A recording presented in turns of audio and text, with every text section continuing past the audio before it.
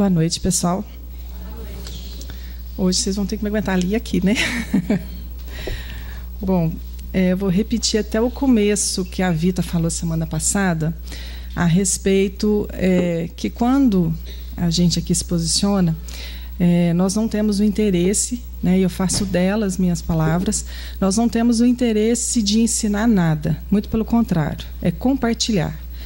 E no meu caso, compartilhar muito mais as minhas dúvidas, porque eu sou muito crítica, né? E o meu racional muitas vezes fala mais forte do que o meu emocional. Eu falo que até a música me ajuda a equilibrar, porque a música me faz lidar com o lado emocional, que tantas vezes a gente, no dia a dia, na correria, o racional fala muito mais, né? Para quem acredita em signos, eu sou uma virginiana, então vocês sabem que é perfeccionista, né? Então é difícil. E o que eu venho trazer hoje para vocês? Esse ano, uma pergunta do Livro dos Espíritos me chamou muita atenção. São leituras que a gente já faz ao longo do tempo, mas em algum momento, aí eu acredito que na hora que a gente está pronto para isso, alguma coisa desperta.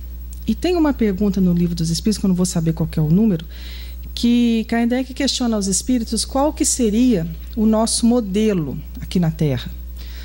E ele fala Jesus. Jesus é o modelo mais próximo que temos de perfeição. Se a gente deseja, e eu acredito que aí todo é o desejo de todos nós desejamos a evolução na paz, na alegria, na serenidade, tudo aquilo que a gente vê nos mundos superiores, se nós temos um caminho a seguir, foi aquele que Jesus nos mostrou.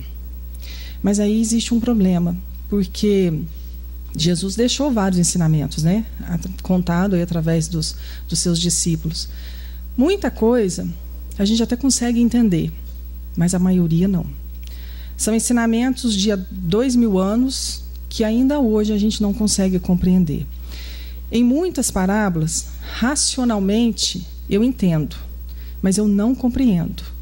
E foi buscando essas minhas dificuldades que eu comecei a preparar esses estudos. Porque quando eu venho aqui compartilhar para vocês um estudo, na verdade, eu acho que quem mais precisa desse estudo sou eu. Até porque o ouvido mais perto é o meu, né? Vocês estão aqui ouvindo, mas isso aqui, basicamente, são as minhas dificuldades e aquilo que eu venho buscando aceitar. E uma parábola que eu tenho muita dificuldade, e eu trago para compartilhar com vocês, é a parábola da figueira seca. Sempre quando eu ouvia, eu ficava com aquela coisa, né? Mas secar uma figueira... E aí, essa parábola faz parte do Evangelho segundo o Espiritismo, no capítulo 19. Uma explicação muito bonita que eu trago aqui, mas mesmo assim, racionalmente, eu entendo. Mas eu não compreendo. Eu entendo o que Jesus quis nos dizer, mas eu não consigo trazer essa verdade para dentro de mim. Então, é essa a proposta que eu trago aqui para vocês hoje. Talvez eu não vou trazer soluções. Bem provável que talvez eu traga até mais dúvidas, porque são as minhas dúvidas que eu compartilho. Então, só para a gente relembrar, eu vou ler para vocês a parábola que encontra no Evangelho, segundo o Espiritismo, e que ela é citada por Marcos. A parábola começa assim: quando saíam de Betânia, ele teve fome, e vendo ao longe uma figueira, para ela encaminhou-se, a ver se acharia alguma coisa. Tendo-se, porém, aproximado, só achou folhas, visto não ser tempo de figos. Então disse Jesus à figueira: que ninguém coma de ti fruto algum. O que seus discípulos ouviram. No dia seguinte, ao passarem pela figueira, viram que secara até a raiz. Pedro, lembrando-se do que dissera Jesus, disse: Mestre, olha como secou a figueira que tu amaldiçoaste. Jesus, tomando a palavra, lhes disse: tende fé em Deus.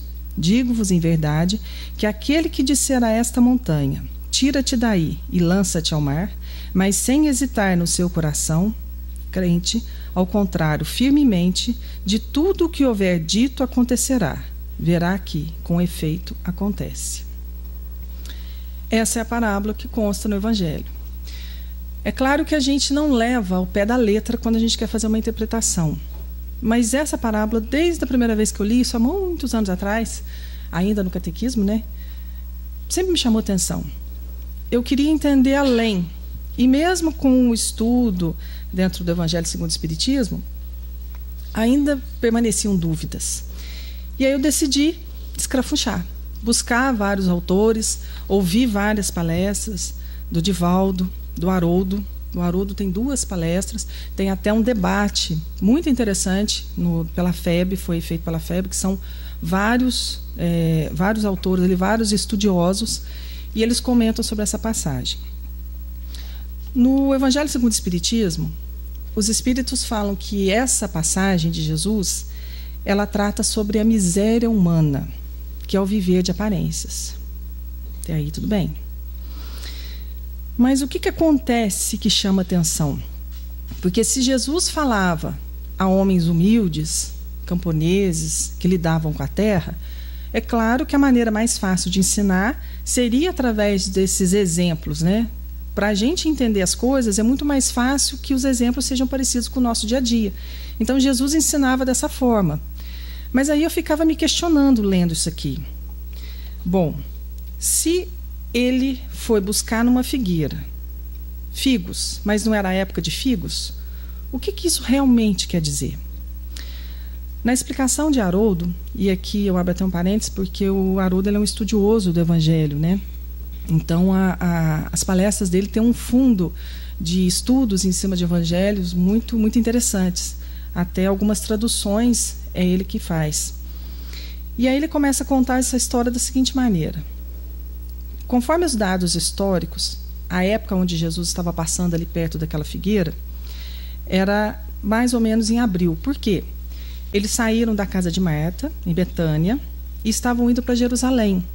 Era o período da Páscoa, porque a Páscoa existe antes dessa Páscoa que a gente conhece no catolicismo, né? A Páscoa já era uma celebração do povo em relação à libertação do deserto, toda aquela travessia. Então já existia a Páscoa. E eles estavam indo, dentro da cultura, eles estavam indo para Jerusalém para a festividade da Páscoa. E isso aconteceu mais ou menos em abril. E os figos realmente só acontecem em maio e junho. E aí Jesus vê uma figueira frondosa, enquanto as outras estavam todas sequinhas. Porque conta os registros históricos que por onde ele passava era uma alameda de figueiras, né? Figos, tâmaras, frutos daquela região. E era muito comum eles se alimentarem ali. Só que a figueira, né, a gente tem até uma lá na casa da minha avó, quando ela enche de folha, significa que ela já está com fruto maduro. Antes dela começar a dar o fruto, ela cai as folhas todas. Tanto que, às vezes, eu chegava na casa da minha avó, via a figueira seca, e ela falava assim, nossa, estou morrendo. E meu avô sempre falava, não, logo chega a época dos figos. Então, quando ela seca, né, ela perde as folhas, talvez até numa situação dela guardar a seiva, e quando ela vem já com a florada para dar os figos, ela enche de folhas novamente. Então, a figueira com folhas significa que tem fruto. E ali naquele caminho existia uma figueira diferente das outras. Enquanto todas as outras estavam começando a ter frutinhos, começando a ter flores, começando a ter folhagem, já tinha uma lá toda vistosa. E aí, se aquela estava vistosa, significava que ela tinha figos. Mas, na verdade, ela não tinha. Qual que é o real sentido disso? Nós entendemos pelo Evangelho que isso é viver de aparências. Mas toda vez que eu escuto isso, me dá um certo peso, porque a gente não está falando aqui de aparência material, mas de aparência espiritual, já que a gente coloca o Evangelho dentro de um estudo espiritual. Com certeza, muito de nós vivemos de aparência. Quantas vezes eu aparentei calma, mas na verdade eu não sou calma. Diante de verniz social, diante de situações, eu, sou aquela pessoa extremamente equilibrada, mas no fundo eu sou aquele vulcão. Eu estou vivendo de aparências, porque eu não sou o que eu realmente sou, eu estou aparentando algo. Às vezes eu tenho vontade de esganar alguém, mas eu não faço isso. Às vezes eu consigo até esboçar um sorriso. É uma aparência. Porque se eu aparento algo, mas eu estou sentindo o outro, Então, ficava sempre aquele questionamento. A minha dificuldade com essa parábola era isso, porque eu me via constantemente dentro dessa questão. Falava assim, de certa forma, nós vivemos de aparência, dentro daquilo que a gente deseja ser, mas que ainda não é. Isso é muito complicado, porque eu ficava me questionando, falava assim, nossa, mas a gente tenta, né? Eu tento todos os dias ser uma pessoa melhor. Tento ser. Muitas vezes eu não sou. E aí chega no final do dia, onde eu analiso as situações, eu percebo que em vários momentos eu aparentemente consegui equilibrar uma situação, mas a minha mente está naquilo revoltada. Vou dar um fato corriqueiro que eu acredito que muitos de vocês já passaram. Um problema no trabalho, alguma coisa, ali naquele momento você consegue ficar centrado, não questiona, não tem problema nenhum. Mas aquilo fica o dia inteiro remoendo na sua cabeça. Você fica o dia inteiro pensando na má resposta que você recebeu. Então, eu estou vivendo de aparência. Eu não dei a má resposta. Eu consegui aparentar. E aí eu me questionava, falava assim, o que essa parábola quer dizer? Porque na hora que existe toda essa situação de cercar a figueira, eu falava assim, o que vai acontecer comigo? Porque com certeza eu vivo muito mais daquilo que eu quero ser do que realmente o que eu sou.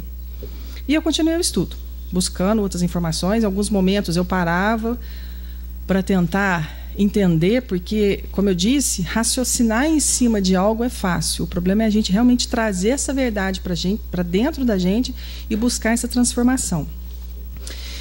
Então, o Haroldo, na palestra dele, ele continua dizendo o seguinte, que quando Jesus busca o figo, ele está com fome. E, na verdade, era só ele. E dentro dos estudos dele, ele fala o seguinte, que se Jesus saiu da casa de Marta, em Betânia, o espaço que ele percorreu era pouco, ele não estaria com fome. Na verdade, o que ele estava buscando ali era outra coisa, era uma representação.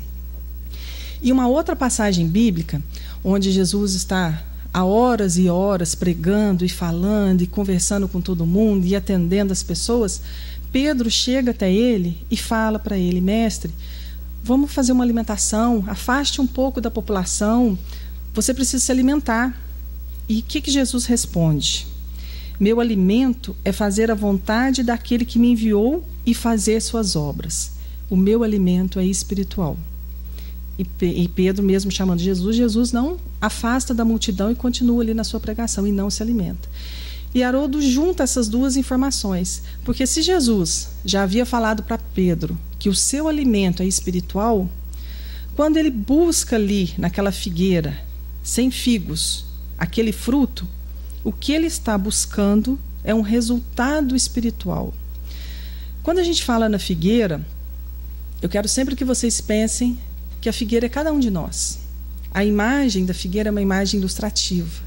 A árvore, né, que somos cada um de nós. Então, o que ele busca não é um alimento físico. O que ele busca é um resultado espiritual. E aí pesa mais ainda. Porque o que ele busca em mim? Um resultado espiritual. Jesus vai ao encontro da figueira. Quantas vezes nós nos deparamos diante da nossa vida, porque às vezes a gente fica buscando Jesus, né? Só que Jesus não nos chega frente a frente. Ele vem através de pessoas e de situações. Usando o mesmo paralelo dessa passagem, é como se nós, árvores, né, frondosas, e chegam em nós mãozinhas, buscando algo, buscando fruto. Quantas vezes em casa, um filho, diante de uma situação que ele vem falar ou qualquer coisa, nessa hora ele está buscando um fruto da compreensão. Ele está buscando um fruto de fortaleza para ele. E muitas vezes a gente nem escuta. Nós não temos esse fruto. É bem provável que a gente critique, não escute. E isso não só com o filho, com o esposo, com a esposa. Diante dos problemas, quantas pessoas chegam até nós buscando um fruto de paciência, de compreensão. Só isso que a gente precisa oferecer. E a gente não tem esse fruto. E aí novamente me pesa. Eu sou uma árvore que só tenho aparência, pois eu não tenho os frutos que a vida vem me pedir. Tem um livro do Chico, de psicografia da Veneranda. Veneranda é aquela do Nosso Lar, a governadora, né, do Nosso Lar lá. E é muito interessante esse livro, é um livro pequenininho, é um livro até para criança. Ele é usado até em algumas séries na evangelização. E ele conta o seguinte: é um menino de mais ou menos 12 anos, o nome desse menino é Leonardo, personagem, e esse menino sonha com Jesus e ele pergunta: como que eu consigo chegar ao céu? Eu quero viver junto com você, Jesus. Não quero mais viver, eu quero viver junto com você, Jesus. E aí Jesus fala para essa criança: olha, amanhã eu vou me encontrar com você e vou te ensinar o caminho do céu. Pode ficar tranquilo. Aí esse menino acorda, lembrando do sonho, né? Senta, toma café com a mãe dele, com o pai dele, e conta o sonho, né? E com aquela sensação boa daquele sonho, com aquela sensação gostosa da presença de Jesus. E aí o pai chama ele para ajudar ali na plantação alguma coisa, que dava tempo dele fazer isso e depois sair para a aula. Aí o menino olha aquela enxadinha, né? Olha o que ele tinha que fazer, vira para o pai e fala assim: ah, pai, eu estou um pouco atrasado, eu preciso ir para a escola, hoje eu não vou ajudar não. Pai, tudo bem, então segue teu caminho. O menino arruma as coisinhas dele e vai. No meio do caminho ele encontra uma vaquinha doente. Ele podia ter feito alguma coisa. Ele olha para aquela vaquinha era o que dava o leite para o sustento da família. Ele podia ter voltado, avisado ao pai, alguma coisa ele fez. Mas ele não fez. Ele olhou, lembrou do sonho, ficou pensando que iria encontrar com Jesus ali em algum momento, que ele descobriria qual seria o caminho para o céu, e continuou. Menino com estilingue andando, vê uma ave caída no meio do caminho, já assim, quase morta. Ele pega uma pedra e o que ele faz? Atira na avezinha e termina por matar a avezinha. E assim ele vai. Chega na escola, a professora fala com ele, ele acaba respondendo, não faz as tarefas que devia fazer. Foi passando o dia. E ainda com aquela sensação gostosa do sonho. Chega de tarde em casa, discute com a mãe em relação à questão do jantar ali, que não estava do agrado dele, e assim vai. À noite faz as suas orações, mas triste, porque Jesus tinha prometido que iria encontrar com ele e ele não viu Jesus. Aí a noite chega e ele dorme. E o que acontece? Ele sonha novamente com Jesus. E é ele que pergunta.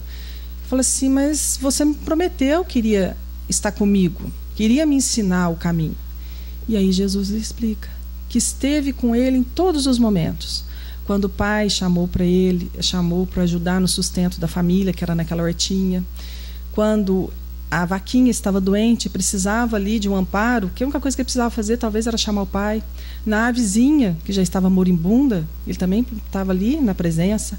Na professora que tentou ensinar, no coleguinha na qual ele acabou discutindo, na mãe que preparou o jantar, que durante todo o dia Jesus se fez presente na vida dele, tentando ensinar esse caminho, mas que ele não ouviu.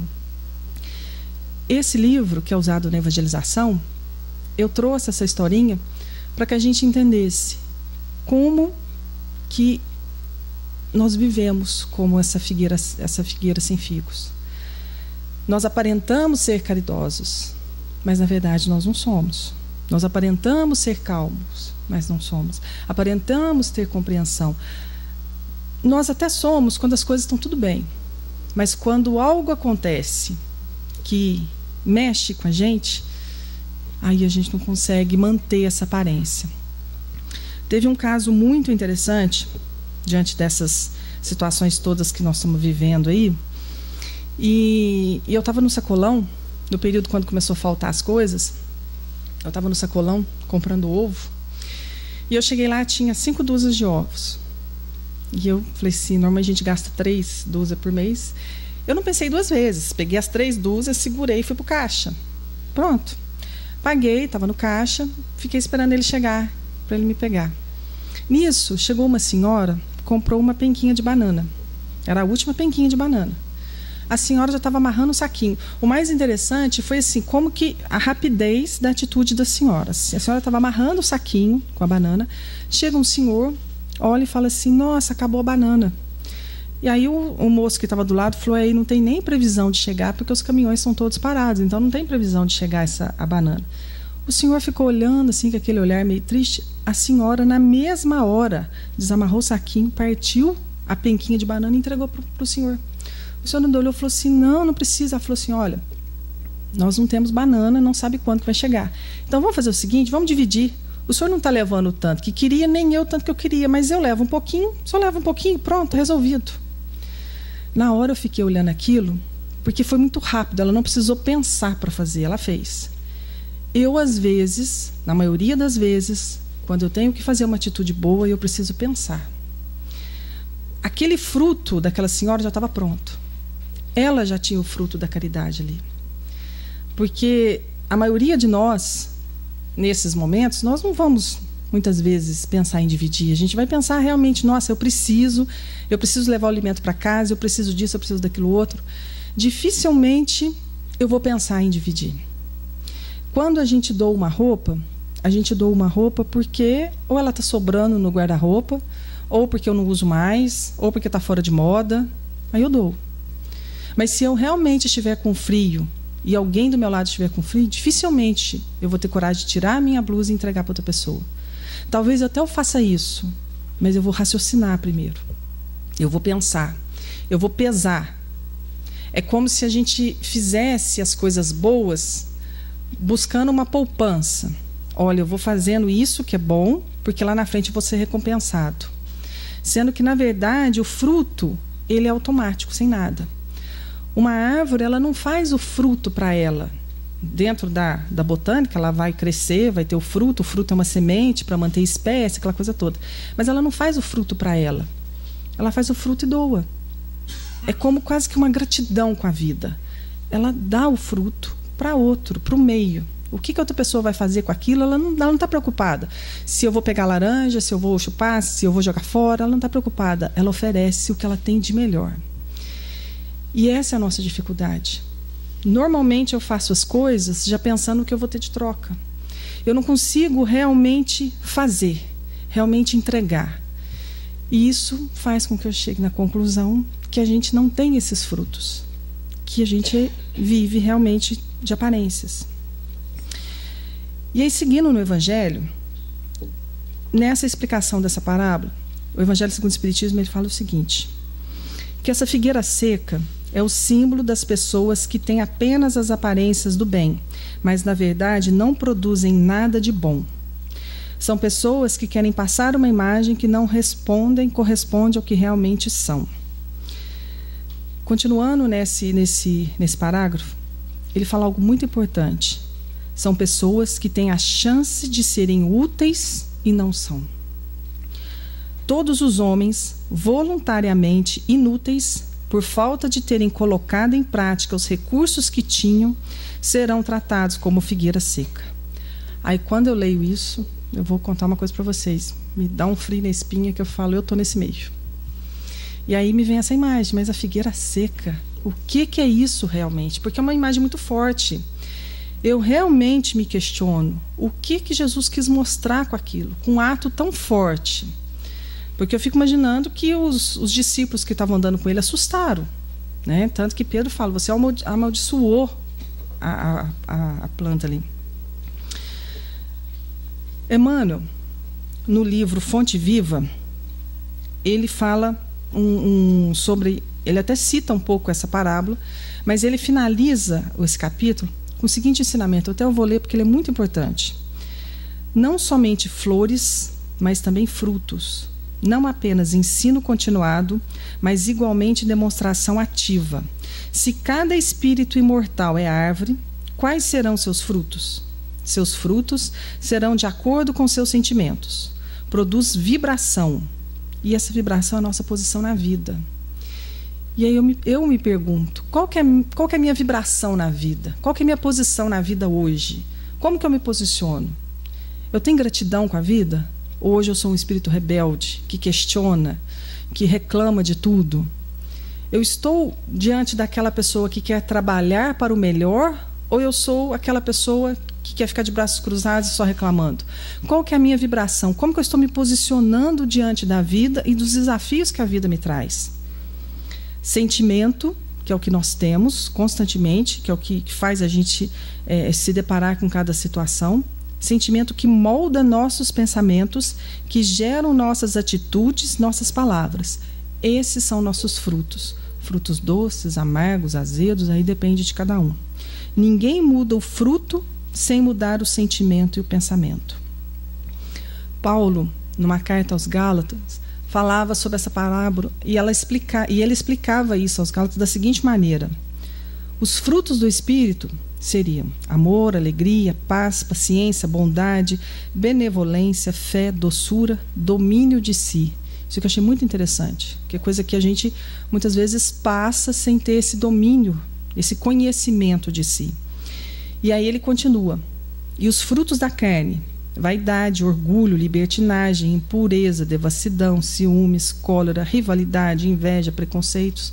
Ou seja, o que nós normalmente nos deparamos com o dia a dia. Mas eu ainda volto nessa questão. Eu já entendo que meus frutos não são como eu gostaria que fossem. Eu já tenho, muitas vezes, claro que vivemos em aparência. E aí eu volto naquela questão. O que Jesus queria ao fazer secar aquela figueira?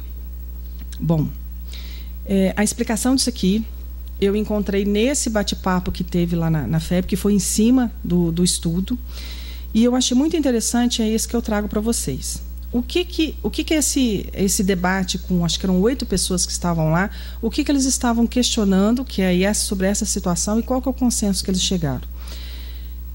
Eles falaram o seguinte: essa ação de secar a figueira é uma ação simbólica, é uma ação de chamar a atenção. Tanto de chamar a atenção que até hoje, há 2000 anos, pelo menos na minha concepção, me chama a atenção o porquê que ele fez aquilo. E o que realmente estava acontecendo naquele período? No livro A Caminho da Luz, que coloca toda essa formação do nosso planeta, aquela coisa toda, né, os exilados de Capela que aqui chegaram, o povo hebreu é um povo que veio de Capela. Esse povo, eles tinham uma noção muito grande sobre Deus, sobre algo divino, mas eles tinham uma baixa moralidade. Tanto que isso fez com que eles fossem expurgados, né, de Capela. Porque Capela passava para um planeta de regeneração e eles não estavam prontos para aquilo, que é o que hoje nós estamos começando a caminhar, né? Nós estamos num planeta de prova e expiação, e por isso que aqueles espíritos vieram. Então, significa que eles já tinham conhecimento além do nosso, só que eles não eram moralmente deficientes. Por isso que aqui eles ficaram, eles vieram. E quando Jesus veio falar com esse povo, né, diante de toda essa cultura que vinha, Jesus veio tentar quebrar várias coisas que estavam vindo de forma equivocada. Então, o que ele estava vivendo naquele contexto estava próximo à Páscoa, e dentro dessa passagem histórica, logo depois seria a crucificação. Jesus, esse espírito maior, ele já sabia que o tempo dele aqui entre nós estava esgotando. Ele sabia que algo iria acontecer. E as pessoas ainda continuavam vivendo de aparências. Toda a sua pregação, todos os seus exemplos, os 3 últimos anos que ele viveu intensamente com seus discípulos, tudo que ele demonstrava, e ele olhava e percebia que as pessoas não tinham sentido realmente o ensinamento. Poucos estavam conseguindo entender. E quando ele vê toda essa situação, ele falou: é a hora que eu tenho de chamar a atenção desse povo. Haroldo até fala que isso de fazer atos bruscos para chamar a atenção foi usado até antes e consta até na Bíblia. Ele cita lá que teve o Isaías, que é considerado um profeta Isaías dentro na Bíblia, e Isaías, ele precisava falar para a população, principalmente para o rei ali de Jerusalém, que não entrasse em guerra, que se entrasse, Jerusalém ia ser massacrada. Só que ele falava, ele era um homem de respeito, todo mundo ouvia, ele falava, ninguém dava ouvido para ele. O que ele fez? Ele arrancou a roupa em praça pública, começou a andar todo mundo assustado, né, vendo um homem que tinha uma certa envergadura moral, andando sem roupa, no meio das pessoas, todo mundo ficou assustado, ele deu uma volta, colocou a roupa, sentou e falou assim, agora vocês vão me ouvir? O que eu quero dizer é que não entre em guerra, porque senão é isso que vai acontecer, nós seremos humilhados. Um ato simbólico, algo forte para chamar a atenção de pessoas que não querem ouvir. Outro foi Jeremias. Jeremias ele era do templo, né, convivia com os doutores da lei, e ele se sentia muito incomodado porque a lei estava sendo deturpada. Só que ele falava na mesma situação, ninguém dava ouvido. Ele pegou dentro do templo um vaso sagrado, e o vaso tinha um significado grande em relação a toda a população ali do templo. Ele pegou aquele vaso sagrado, jogou no chão. Vocês imaginam a cena, né? Diante de uma pessoa que faz parte de uma cultura, de um templo religioso. Ele pega algo, joga no chão, e no caso foi um vaso de cerâmica, pisoteou o vaso. Todo mundo prestou atenção no que ele estava falando. Ele falou assim, é isso que vocês estão fazendo com a lei. Vocês estão espezinhando, vocês estão destruindo a lei. Então ele faz esses paralelos para mostrar que a gente, em muitos momentos, nós precisamos de algo muito forte para que tire a gente dessas falsas verdades. Um exemplo simples que acontece conosco. Às vezes a gente vai vivendo naquela correria, não presta atenção em nada, de repente você fica doente. Às vezes um resfriado. E você precisa parar, você precisa ficar em casa. Isso muda, isso faz a gente mudar. Algo ainda mais forte, uma doença mais complicada, isso faz mudar totalmente o rumo da nossa vida. O pensamento, a forma como que a gente lida com as pessoas. Então, esse ato que nos choca, em muitos momentos é necessário para que a gente desperte. E essa situação, ela foi tão forte que, além de chamar a atenção dos próprios discípulos que ali estavam, chama a atenção minha e acredito que de muitas pessoas, porque o que eu percebi foi que várias pessoas questionam o mesmo ponto sobre isso, o porquê secar a figueira. Era como se Jesus estivesse falando assim para todo mundo ali naquele momento: olha, o viver de aparência, o ser, o espírito é muito mais do que a aparência que vocês querem demonstrar para as pessoas.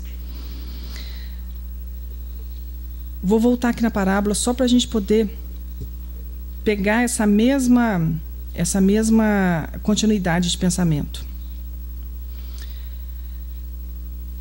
Quando Jesus disse,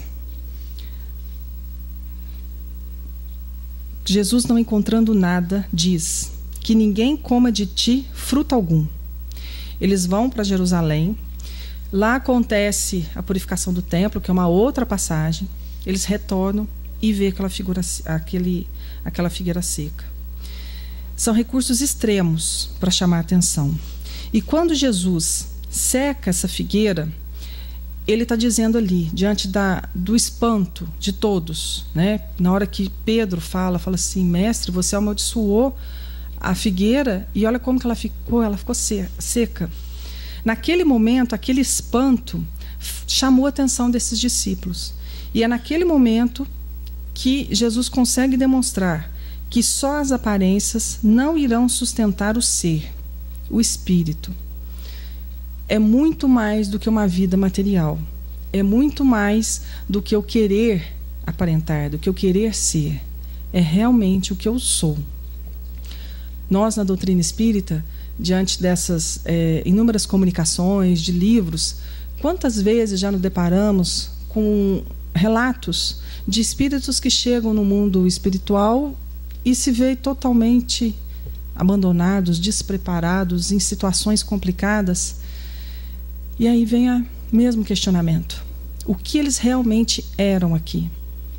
A gente aparenta muita coisa, mas o que a gente realmente é o que vai continuar.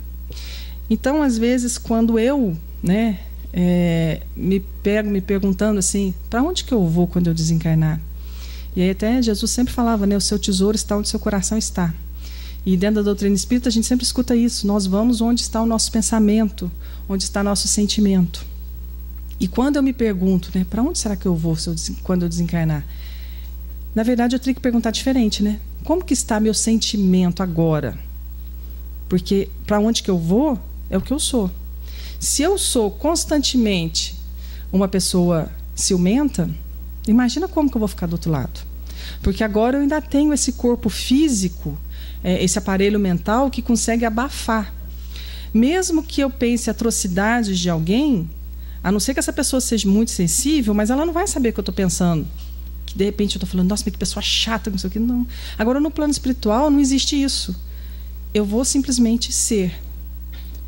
Às vezes a gente encontra relatos de pessoas que chegam, que falam assim, mas era uma pessoa tão boa, tão iluminada no plano carnal, e chega aqui nem luz tem, porque era uma luz falsa.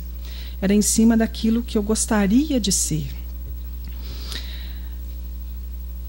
Emmanuel, ele comenta naquele Pensamento e Vida que todos nós temos estágios, assim como uma planta. Nós temos o estágio da semente, da floração e assim vai. Nós não podemos estacionar. Assim como uma árvore, ela não tem como ela não dar fruto. Ela vai passar por todos os estágios e vai dar o fruto. Quando a gente estaciona diante de situações, nós estamos simplesmente igualzinho criança birrenta. Nós estamos fazendo birra. Nós estamos com dificuldade de entender que algo ou alguém está procurando em nós os frutos. E o que é mais interessante é que nós já estamos preparados para esse fruto. Se nós aqui estamos hoje, já em provas, em expiações e tudo mais, mas vamos deixar a expiação, vamos pensar na prova. Quando a gente faz uma prova, é porque antes nós já tivemos aula e já estudamos, né? Pelo menos quando um professor aplica uma prova, ele subentende que todo mundo estudou. Então, se eu estou numa situação de prova, significa que eu sou capaz de fazer aquilo. Então, se hoje eu tenho situações na minha vida onde eu tenho que oferecer determinados frutos, eu já sou capaz de fazer isso. E o mais interessante, quando a gente começa a pensar sobre essa questão realmente da folhagem e tudo mais, é que dentro da doutrina espírita, se vocês observarem lá nos livros de Kardec, existe uma folha de parreira, né, que é uma folhinha de uva, um cachinho de uva. E esse desenho, quando Kardec terminou todas as suas obras, esse desenho foi os espíritos que falou assim, olha, você vai fazer uma folha de parreira. O que quer dizer isso para nós na doutrina espírita? Que nós, na verdade, somos os frutos esperados do Criador. É como se dentro de toda essa harmonia que existe e que nós muitas vezes não conseguimos conectar, porque nós somos pessimistas, temos um pensamento muito direcionado à materialidade, nós não percebemos que Deus, essa essência maior do universo, ela é o Criador, o agricultor. Nós, essa pequena folhagem. E aí vem, quais os frutos que eu estou oferecendo? Porque o agricultor, quando ele cultiva algo, ele espera os frutos. Então, também é a espiritualidade com a gente. Ela espera os nossos frutos. Quando a gente fala, nossa, mas a minha vida está tão difícil, é tanta coisa que eu preciso fazer, são tantos problemas, não são problemas. São os frutos que eu tenho que apresentar. E quando eu estava fazendo isso, eu até ainda pensei, né? Falei assim, a vida então cobra da gente. O cobrar fica uma palavra muito forte. E como eu estava buscando amenizar, eu não vou usar essa opção, esse termo, a vida cobra da gente, não. A vida busca. São mãos que chegam buscando em nós o fruto. E o interessante é que a gente tem condições, porque nós já temos toda essa essência. E nós até podemos estar como essa figueira seca, porque eu fui pensando o que realmente seria. Foi um ato simbólico de chamar a atenção, de falar assim, olha, não adianta, porque vocês só vão ser sustentados diante daquilo que vocês realmente produzirem. Mas em quantos momentos de nossa vida a gente não se vê seco, né? Como se fosse murchando, pelas doenças, pela frustração. Aí nós temos síndrome do pânico, várias outras coisas. E aí, se a gente pensar, tentar ligar, não é que tudo é dessa forma, né? Estou apenas fazendo uma ligação. Quando a gente tenta viver na aparência de uma pessoa muito calma, e na verdade não é, você vai suportando, até que chega um momento que você explode. Se você não explodir com o outro, você explode consigo mesmo, você fica doente. Então, esse viver de aparências, ele consegue sim secar, mas não é algo divino, não é um castigo. São atitudes nossas, onde eu aos pouquinhos vou minando a minha energia. E quando eu vou perceber, eu estou apagada, eu estou triste, eu estou sem vontade de fazer nada, porque simplesmente eu fui aparentando. Porque na hora que eu percebo que eu não sou, eu tenho que ter uma responsabilidade de mudar. Por que é fácil a gente viver de aparência em relação a isso? Porque é confortável. Eu aparento ser algo e eu não preciso fazer o trabalho da mudança. Porque normalmente a gente esconde isso, né? Então, uma pessoa extremamente raivosa, por mais que eu queira controlar a minha raiva, por dentro eu sou um vulcão. E eu não quero demonstrar essa raiva para ninguém. E eu vou mantendo essas aparências. Mas em determinado momento, onde eu chego num limite, tudo isso vai se transformando em algo tão ruim para mim mesmo que eu vou perdendo a minha energia vital. Eu não tenho mais condições de modificar. E a gente vê aí inúmeros estados obsessivos e até estados complicados dentro da doutrina espírita. Simplesmente por quê? Porque se eu me assumisse, não, eu sou uma pessoa que tem um problema com raiva. Paulo falava na carta, um dos frutos do Espírito, domínio de si. Então, se eu entendo que eu sou isso, porque é difícil a gente falar, coisa boa da gente é mais fácil, mas quando você coloca seus defeitos é um pouco complicado. Quando eu falo, não, eu sou uma pessoa invejosa, eu sou uma pessoa preconceituosa, quando eu assumo isso diante do conceito racional que a gente já tem, diante da nossa inteligência, nós temos condições de mudar. Começa o meu compromisso. Eu assumi que eu sou algo que eu não quero ser. Então agora começa o processo de mudança. E isso dá trabalho.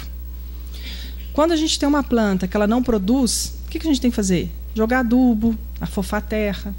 Isso a gente tem que fazer com a gente. Mudar. Mudar o quê? Os sentimentos. Mudar o quê? Os pensamentos. E aí o mais interessante, pegando esse gancho, né, de terra, de agricultura, essas coisas todas que Jesus falava, quando a gente vê uma terra muito seca, né, às vezes eu fico observando isso, quando a gente vê uma terra muito seca, na hora que vai começar a plantar, entra aquele arado e vai remoendo aquelas terras e sai aqueles pedaços de terra, né? E eles fazem aquilo esperando a chuva. E aí, quando vem a chuva, eles mudam o tamanho do disco e vai mexendo ali para preparar a semente. E quando eu estava fazendo isso, que eu cheguei nesse ponto, diante desses sofrimentos que a gente tem, por muitas vezes não conhecer as nossas dificuldades, as nossas imperfeições, eu entendi da seguinte maneira: às vezes o nosso coração está tão duro que ele realmente, para ele poder receber essa semente, para ele poder melhorar, ele vai precisar de um arado forte, que é a dor. E aí não tem jeito. Muitas vezes ela chega mesmo rasgando, fazendo estrago na vida da gente. Mas não é para derrubar. Olha que coisa linda se a gente pensar que aquela plantação, aquela fazenda está ali, removendo as terras para fazer uma plantação que vai trazer alimento para uma população. Quando a dor chega com esse arado duro, forte, que mexe, né, rasga a terra do nosso coração duro. Duro por quê? Magoado, né, cheio de raiva, achando que as pessoas teriam que ser de outras formas, se sentindo vítima da vida e aquelas coisas todas que nós já conhecemos. Vem a dor. E a dor dá um rebuliço, vira a vida da gente perna pro ar. Até o momento que a gente chora. Até o momento em que a gente consegue realmente entender que precisamos de ajuda. Realmente, naquela hora, onde às vezes, né, não vou nem falar em oração, mas naquele momento onde você se prostra, né, se entrega a Deus diante das situações onde você não tem força, você não compreende, você não tem nada para fazer a não ser aceitar. E aquelas lágrimas te banham e ali começa a transformação. Mas olha a dificuldade. Se eu conseguir me transformar sem eu precisar passar por esse arado da dor, talvez eu não tenha tanto sofrimento. Essa transformação consciente exige de mim que eu entenda quais são meus defeitos e o que eu quero mudar. Isso se chama reforma íntima, tão falado dentro da doutrina espírita. E muitas vezes tão deixado de lado, porque isso dá trabalho. E eu tenho certeza que foi isso que Jesus tentou nos alertar quando ele fez aquela figura forte. E quando a gente lê essa parábola na primeira vez e percebe que essa figueira seca, na verdade, somos nós, em muitos momentos. Em muitos momentos eu estou seca de tristeza, decepcionada, sem esperança, acreditando que vai dar tudo errado, indo na onda da maioria, achando que tudo muda para o pior. E aí eu preciso dessa continuação da parábola de Jesus, quando ele diz: tem de fé em Deus. Nós conseguimos mudar uma montanha, mas essa montanha não é uma montanha física, é uma montanha nossa, das nossas mágoas. Às vezes os nossos problemas são tão grandes, que eles são montanhas intransponíveis. A gente não vê solução, não vê saída, não vê nada. E quando ele fala, tem de fé, que nós conseguimos mudar, se eu realmente crer em algo e fazer, aquilo vai acontecer. Mas é aí que está, é eu fazer. Então, se eu percebo um problema gigante, uma montanha na minha vida, eu tenho que perceber que perto dela existem vários pequenos problemas. E quando eu decido modificar, e aí sempre vem o fruto espiritual, quando eu decido modificar tudo isso, eu consigo transpor montanhas. Eu consigo tirar aquela mágoa enorme que estava no meu coração e colocá-la em outro lugar, sumir com ela. Eu consigo tirar aquela raiva que me aprisionava, aqueles ciúmes que me aprisionava, aquela tristeza que me tira a força. Eu consigo tirar tudo aquilo e colocar em outro lugar. Mas para isso depende de um esforço, para isso depende de uma mudança. E o primeiro passo é eu me reconhecer, é eu entender onde estão minhas falhas e colocar a mão na massa. Eu quero terminar relendo a lição de Emmanuel. Porque nesse capítulo, quando ele fala sobre todas essas situações da aparência, ele encerra, e no meu ver, isso aqui é a forma mais simples da gente entender como que eu posso dar frutos bons. Então, repetindo aqui o que Emmanuel nos ensina. Não somente flores, mas também frutos. Não apenas ensino continuado, mas igualmente demonstração ativa. Olha que interessante isso, gente. Não adianta a gente ficar estudando, não adianta a gente ficar aqui no centro, ouvindo palestras, fazendo curso, se lá fora, na onde eu preciso demonstrar, eu não consigo. Se lá na minha casa, no meu trabalho, na minha vida lá fora, eu não consigo demonstrar, não adianta. Não adianta só o ensino continuado, mas igualmente a demonstração ativa.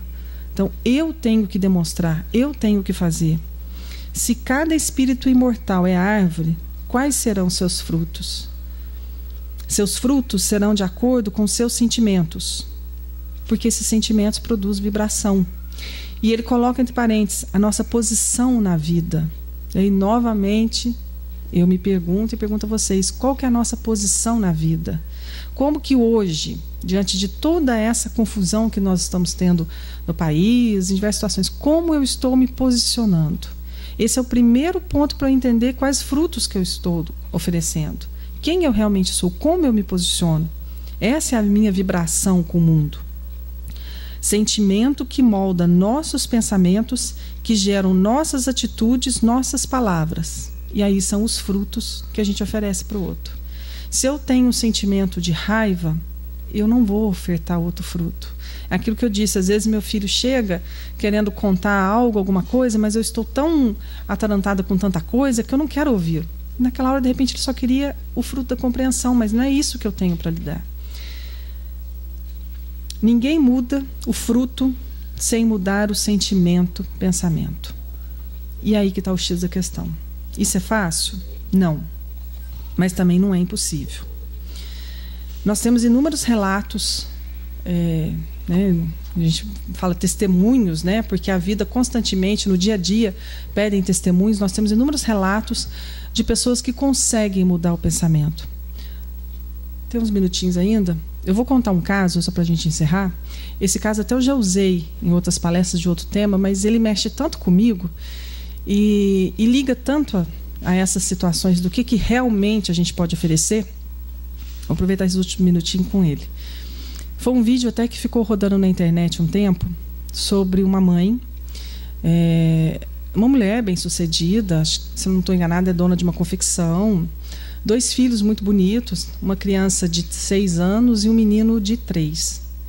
Uma vida normal, equilibrada, vida financeira equilibrada, vida emocional com o marido, tudo muito tranquilo, né? Sem problema nenhum. De repente, o menino de 6 anos começa a ter alguns problemas de saúde, alguns mal-estar, aquela coisa toda, vai no médico, é diagnosticado câncer nos rins. Aquilo para aquela mãe e para aquele pai, o mundo desmorona. Por mais equilibrado que seja, chegou uma situação ali que mexeu com todo mundo. E agora? Enfrentar a situação. Buscaram força, foram indo, tratamento do filho e tal. Passados 6 meses, o menorzinho de 3 anos começa a passar mal, doente, vai no médico, câncer no pâncreas. Aquela mãe desespera, como qualquer um de nós. E naquele desespero, ela questiona, ela fala para Deus: o que está acontecendo? Por que isso? Por que eu? Meus filhos? Para que isso? O que eu preciso aprender com isso? Que injustiça que é essa? E ali começam os tratamentos. No centro de oncologia, no hospital infantil. Inúmeras situações, um tratamento dolorido para as crianças, um sofrimento tremendo para esses pais. Durante um tratamento com dor para essas crianças, ela conta que no quarto do hospital, os 2 leitos, né, o menino de um lado, o outro do outro lado, que ela ajoelhou no chão no meio daquelas 2 camas, que a única coisa que ela fazia era chorar. Que ela já tinha passado aquela fase de culpar Deus, de ir contra Deus. Ela só falava assim: me ajuda, o que eu tenho que fazer? E chorava, e chorava. E aí ela conta que ela adormeceu, no outro dia ela acordou e ela falou assim: bom, eu acredito que Deus é muito maior e muito melhor do que isso que a gente conhece aqui. Se meus filhos vão morrer, eles vão para a casa de Deus. Então ele vai estar em melhor companhia que eu. O que eu vou fazer a partir de agora é não viver a doença, mas viver a alegria e a saúde de cada dia, mesmo que pequena. E aquilo ela começou. Eu imagino o esforço e o trabalho que essa mãe não fez, né? A transformação que ela deve ter vivido. E aquilo ela começou. Todos os dias ali, ela não pensar em tanto que o tratamento era dolorido, mas ela pensar que era um momento e brincar com as crianças. E aí as crianças faziam um tratamento 1 semana em casa, 1 semana no hospital, 1 semana em casa, 1 semana no hospital, e assim ficava. O que ela começou a fazer? Quando eles iam para o hospital, ela inventava viagens. Nós estamos indo para o hospital, e ela conseguia sempre que os 2 ficassem no mesmo quarto, tratamento junto. Agora nós estamos indo para o zoológico. E ali ela levava folhas, pregava adesivos na parede, e ela foi brincando com aquilo. Aquilo influenciou toda aquela ala do hospital. Várias crianças entravam na brincadeira, porque eram crianças com as idades parecidas. Então, naquele dia, naquela semana, era a viagem, era uma visita ao zoológico. As crianças faziam desenho, brincavam, as mães levavam folhetos, liam histórias, amenizando a dor. Em nenhum momento, claro que elas pensavam na dor, na perda dos seus filhos, mas elas estavam vivendo a alegria daquele dia. Elas estavam vivendo a certeza daquele dia. E assim foi. Eles começaram, como o tratamento é demorado, eles começaram até a comemorar os aniversários. Pegar as crianças, descer para o jardim do hospital. E assim foi. Ela ainda conta que ela fazia questão de, mesmo diante de um tratamento e da deficiência dos meninos, de fazer com que eles tivessem uma vida normal. Dentro do hospital, de comemorar aniversário, de descer para o parquinho do hospital. E assim foi. E ela conta que era muito difícil cada vez que uma criança morria. O acompanhamento, ela ia, conversava com a mãe, com o pai, e ela sempre pensava: será que da próxima vai ser um dos meus filhos. E essa luta foi, né? Muitos melhorando, outros não. Até que depois de praticamente 4 anos de tratamento, ela recebe a notícia que os meninos estavam curados. Teriam que fazer acompanhamento durante toda a vida, mas o câncer em si, a agressão, estava curada. E esse vídeo foi gravado porque, como ela é uma mulher de um pastor, ela tinha que falar sobre o milagre que tinha acontecido. E eu achei muito interessante que ela conta tudo isso, e aí a pessoa pergunta, fala assim: e o que você fala sobre esse milagre que aconteceu na sua vida? Ela fica quieta, olhando e fala assim: é muito difícil falar que houve milagre. Porque por que aconteceria milagre na minha vida? Porque eu sou mulher de um pastor? Por que esse milagre aconteceria com os meus filhos? Sendo que eu acompanhei mais de 20 crianças que morreram. E essas mães que perderam seus filhos? Por que Deus não estava olhando por elas? Então eu não posso falar aqui em milagre. Eu posso falar aqui em atitude diferente. E aí ela termina o vídeo, até chorando muito, ela fala o seguinte, que o que mais ela aprendeu, que o fruto que ela precisava dar a partir daquele momento era o fruto do servir, que a vida dela toda iria modificar, que ela tinha uma proposta de continuar dentro do hospital, na parte de oncologia infantil, como voluntária, trabalhando com isso, servindo, porque aquela doença, naquele momento, mostrou para ela o quanto que ela vivia de aparências, o quanto que ela era fraca e o quanto que ela poderia ofertar diante de uma dificuldade. Isso são os frutos. Mesmo de forma dura e difícil, esses são os frutos que a gente tem condições de dar. Por isso que quando a gente enfrenta algo difícil, não é para nos derrubar, mas são as provas que a gente tem condições de tirar nota máxima, porque nós já estudamos, nós já estamos preparados. Agora é só a hora da gente ofertar nosso fruto. Gente, muito obrigada pela atenção. Uma boa noite a todos.